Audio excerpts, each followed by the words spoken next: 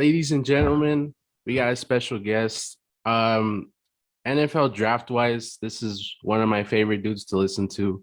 I heard him on the Lefko show, or when Simpson Lefko was still a thing. Lead NFL draft analyst for Bleacher Report, former lead editor on Turn on the Jets Media. We got Connor Rodgers. What's up, my guy? What's up, man? I appreciate you. You're an OG when you say Sims and Lefko. That's how you know. Yeah. That was well before I was the lead draft analyst at Bleacher Report. So Yeah. I appreciate you. That's real love. What's going on, man? Nothing much, man. I just wanted to talk to you.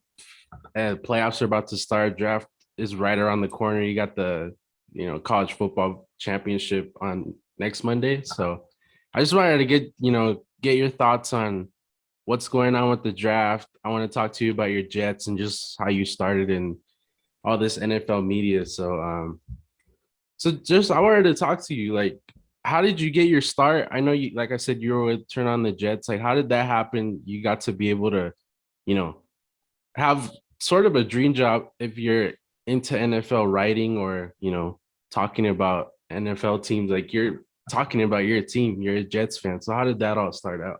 Yeah, right. Well, it wasn't supposed to be like this, or I didn't think it would. I'm lucky that I was in college in an era where, and I graduated college 2014. So I think that this era was starting that anybody can find their way in if people, enjoyed them enough or read what they wrote, listened to what they had to say. Or now YouTube is a monster. I think YouTube was, obviously a big thing back then, but I wasn't grinding on YouTube or didn't know the first thing about production or wouldn't even know how to do this or anything like that. So Yeah.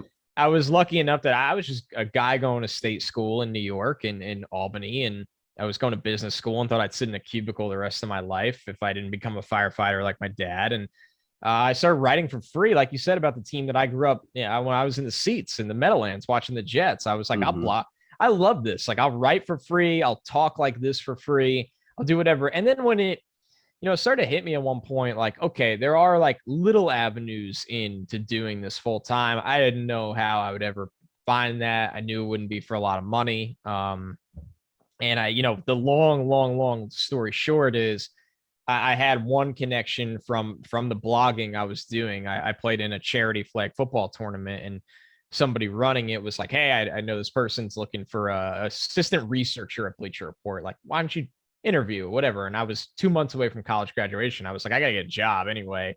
Yeah. So I interviewed, and I went through a long interview process. It was obviously an entry-level job, assistant researcher, just looking up, stats, ideas for Sims and Lefko and other people like that worked at BR. And I got the job. I used to commute 6 hours round trip 6 hours. So it'd be 6 hours round trip from upstate New York down to the city, 3 hours each way. And I think, I think for me, it was worth it for the couple months I did that while saving money to get a place down here in Hoboken.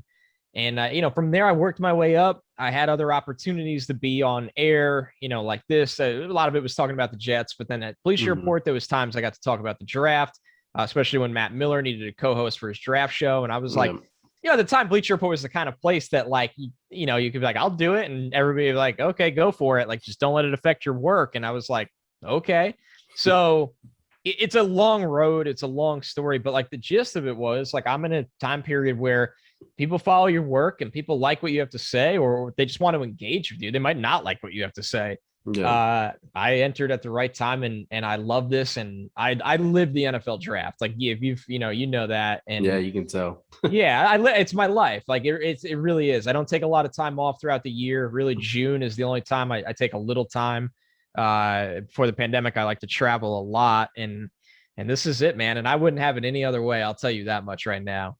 Yeah, I feel that. I can see that. But talk to me about, stick to football. How did that, come about? And when it all ended, what did you think after that? Man, like, what am I going to do after this? Like, how was your great question? Yeah, like, what was your thoughts on when all that ended? Because I was surprised. I know Matt Miller and his brother are doing that other podcast. I already forgot the name of it, but I was just surprised. It kind of came out of nowhere on my end because I'm like, yo, like, these dudes were doing draft coverage since I started with Bleacher Report, and all of a sudden they're gone. So How did that Yeah, all right. happen and end, you know?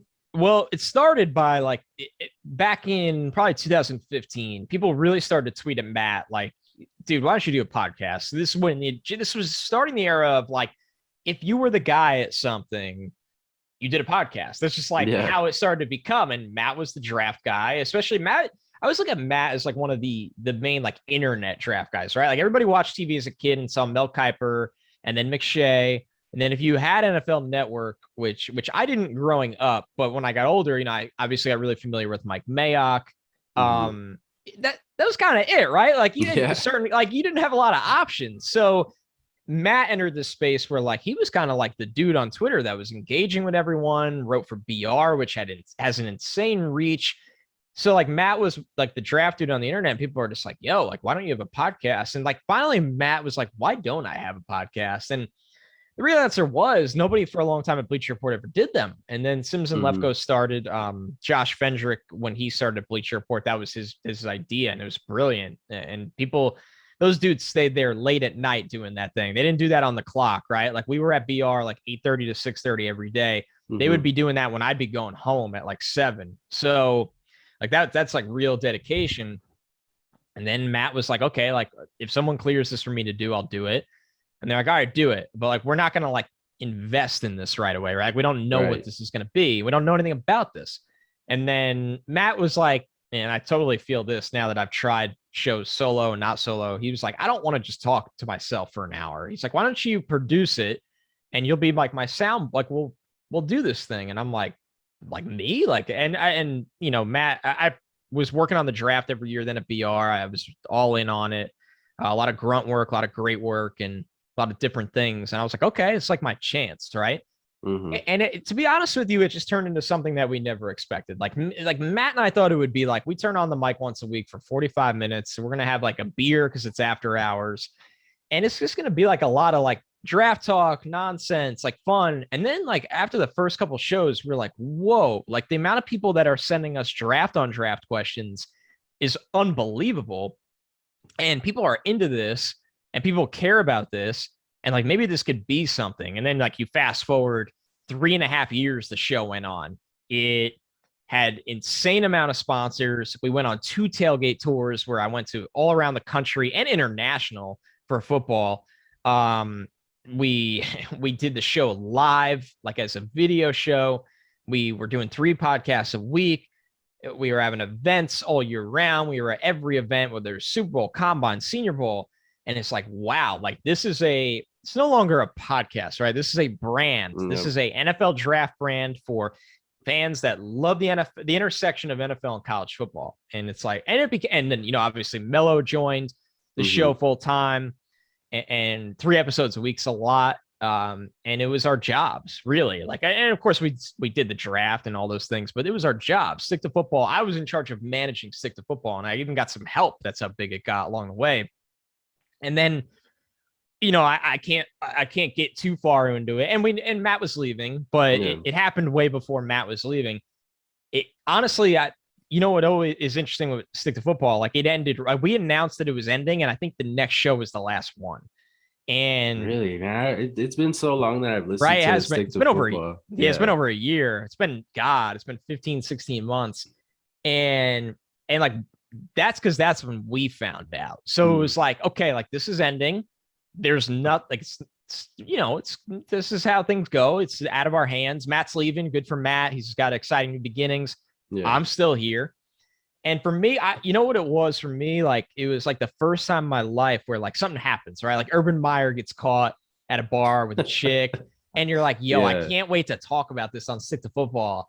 And then it's like, I don't have that anymore. Yeah. And that was really tough. And it's funny we're having this conversation because like I'm announcing something really, really exciting in the next 10 days that I can't wait to announce that has to do with this.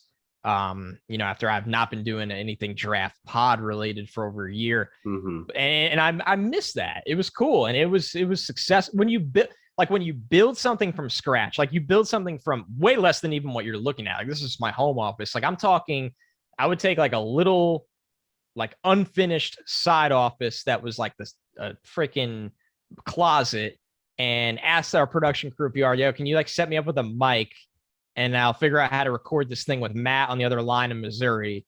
Yeah. And we'll find somebody at Turner who can publish this thing to the podcast feed.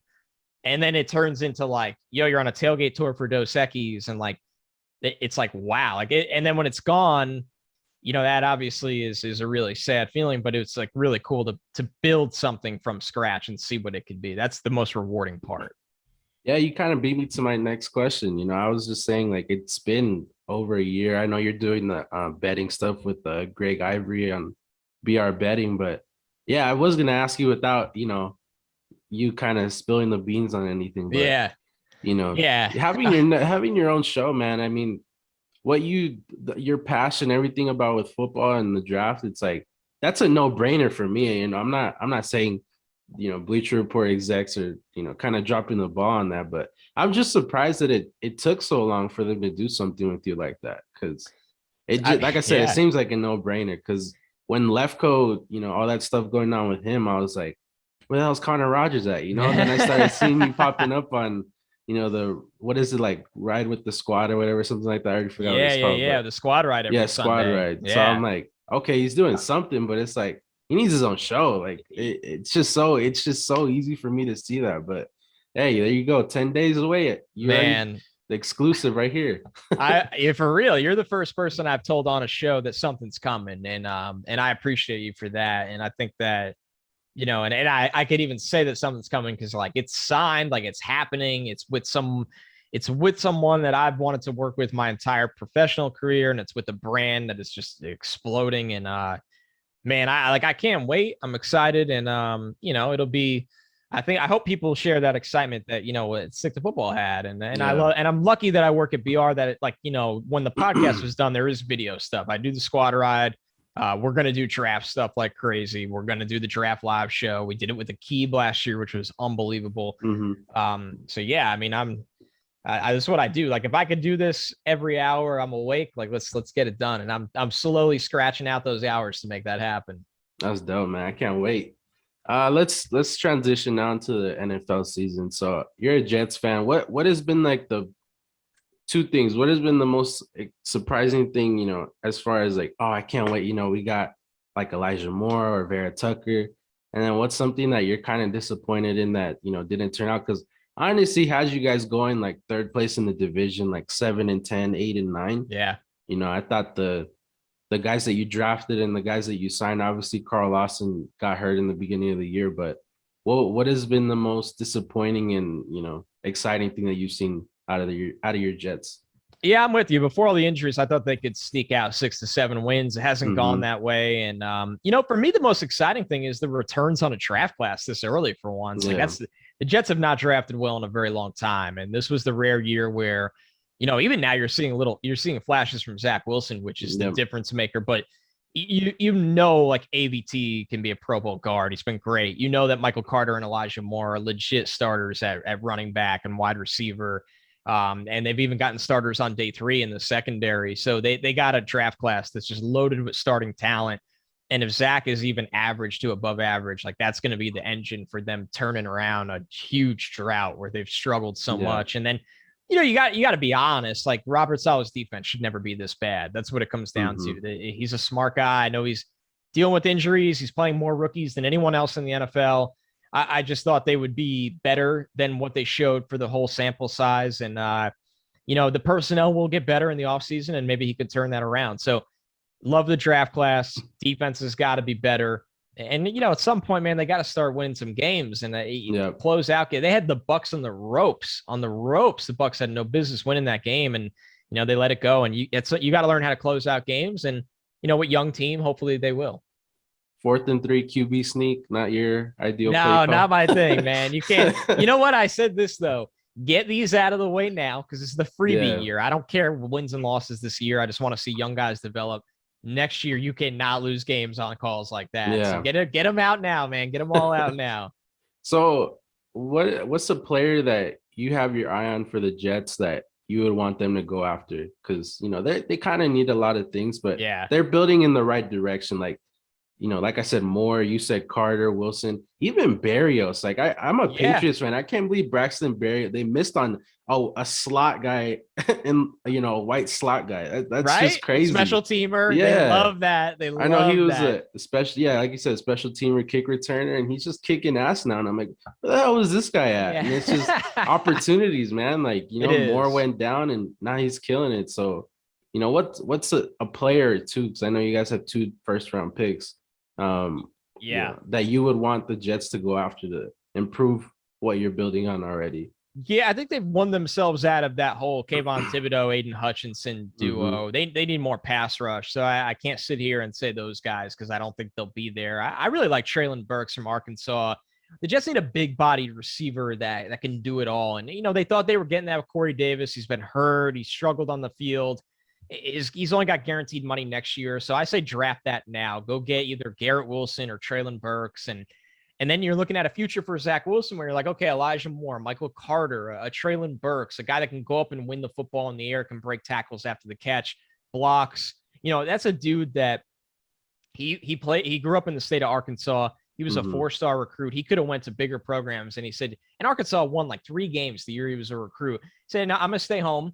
I'm going to rebuild my home program. We're going to turn this thing around. And with him, they did. They turned it around. Arkansas had a legit season in the SEC. And a lot of that has to do with Traylon Burks. That tells me that dude is a winner. He's all about football. He's got grown man strength. He's 6'2", 230. He's got that rare build like Andre Johnson, right? And he's not Andre Johnson, but he's got that build where it's like, man, you are muscled up. Like you are wide. You got crazy good hands.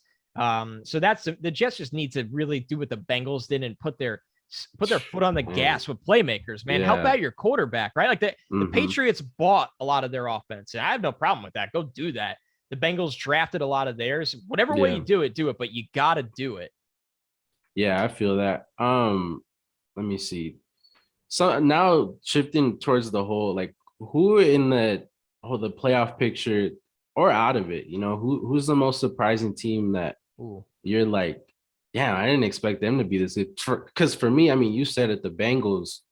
I mean, I thought they were going to be third or fourth, and that's not to say they didn't have the talent, just because, you know, Burrow got hurt because no offensive line. So I'm like, okay, it's gonna kind of be the same thing this year, and then just exceeding all expectations. They finally won the division. So, what's your like surprise team, good or bad? You know, whatever. You know, surprise good, man. The Eagles, like what the hell? Like, I mean, shout out to Jalen Hurts, who gets doubted along the way all the time and just constantly proves people wrong. Sirianni, nobody believed in Sirianni. Oh, He's had a good year. Like they got good veterans on that offensive and defensive line. So the Eagles are the surprise team by a mile. I look at them and I'm like, what? And you know what? Like maybe we should have been a little, or at least I should have been a little bit more prepared, because the Giants are terrible and like they're terrible. So they right away you knew they were better than one team in the division. Washington, you know, Fitz getting hurt changed everything for that team. But at the end of the day, the Eagles are competitive with them, even with Fitz on the field. And,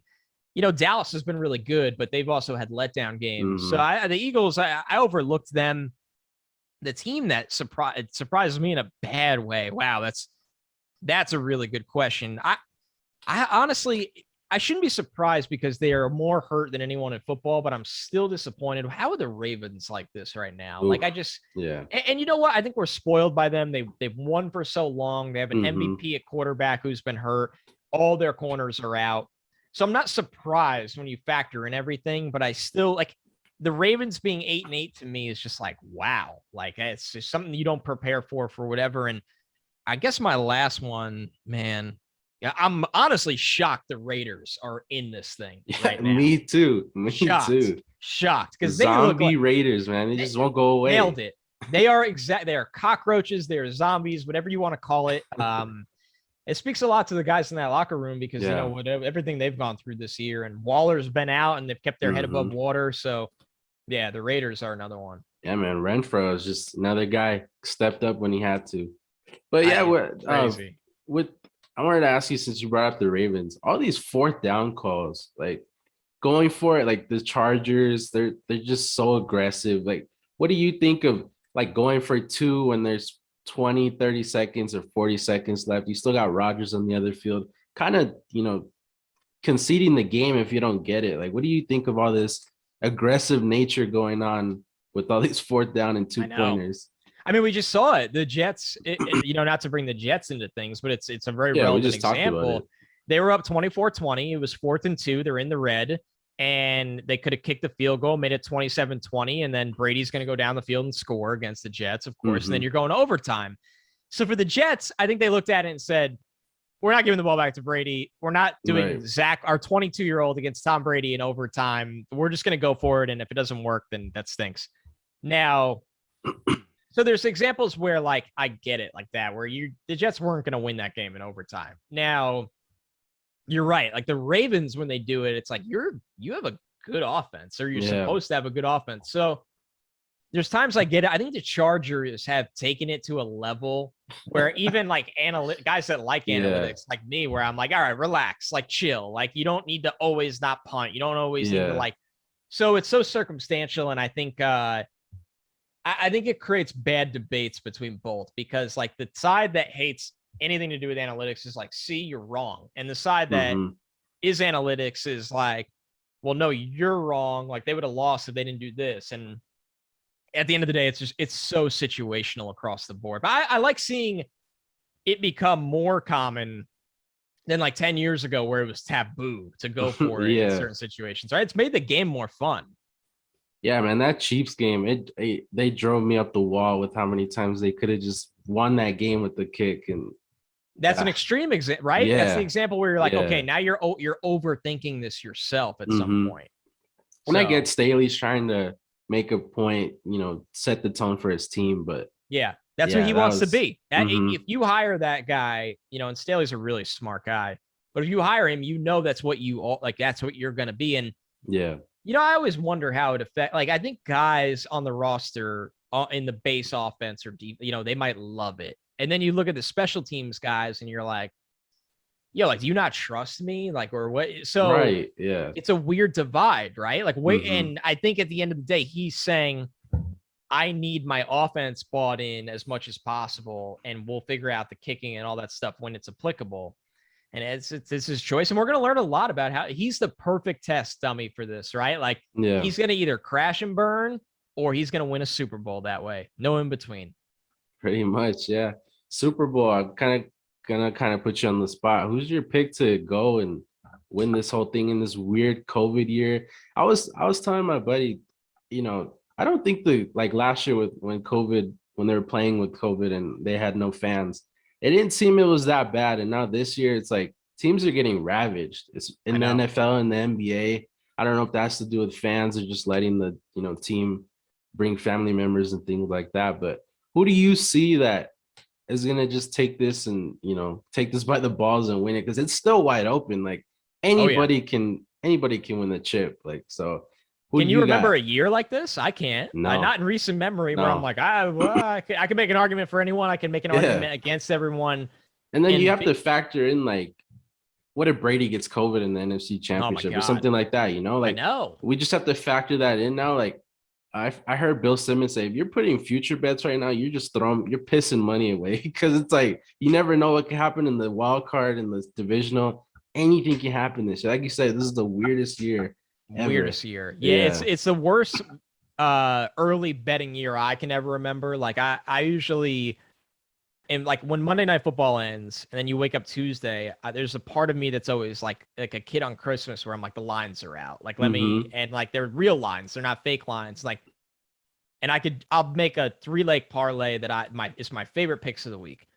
And that's gone. Like when you get that injury report Wednesday, or you get the COVID list on Saturday, and you're like, yo, everything I got a spread at 3.5, and it just flipped to 8.5 the other way. Like, what is that? So yeah, terrible betting year in terms of that aspect. To answer your question, I roll with the Packers because I think they're getting right at the right time. I think they're getting healthy on the offensive line. I think they're getting Jair Alexander back, I think, for the playoffs. They're resting. It's the last dance with Rodgers and Devontae. I think this is it. You got LaFleur, who's probably going to be the coach of the year. You got Lambeau in the cold. Man, when the playoffs go through Lambeau, like, Who the hell wants to deal with that? And now we're Right. later in the winter because it feels later in the winter because of the extra Mhm. week. And now it's like, yo, this is the Arctic version of Lambeau. And they built a team for that. AJ Dillon, they got multiple running backs. Like I said, the offensive line's healthy. It's a very chalky pick, the Packers. Like everybody Yeah. listening is probably like, yeah, of course, the Packers. But like, I genuinely believe that. Like, I genuinely believe in everything is starting to go their way. Mhm. And then, like, when you look on the AFC, it's like, who's going to get hot? And I honestly think it's going to be the Bills. I really do. I just think the Bills have kind of been like this, and then they'll dive down and they'll go all the Yeah. back up for 4 weeks. I think Allen is he's got some YOLO ball still in him, but it works for him Yeah. sometimes. And man, they're another team. Like, you don't want to go play there. You don't really want to have to try to contain him. He'll drive you nuts. So I think the Bills can get hot. I would like a Packers Bills Super Bowl, to be honest with you. And I mean, we're AFC East fans, so Yeah. it's hard to say. But like for a true entertainment factor, you're Yeah. like, yo, that'd be kind of sick.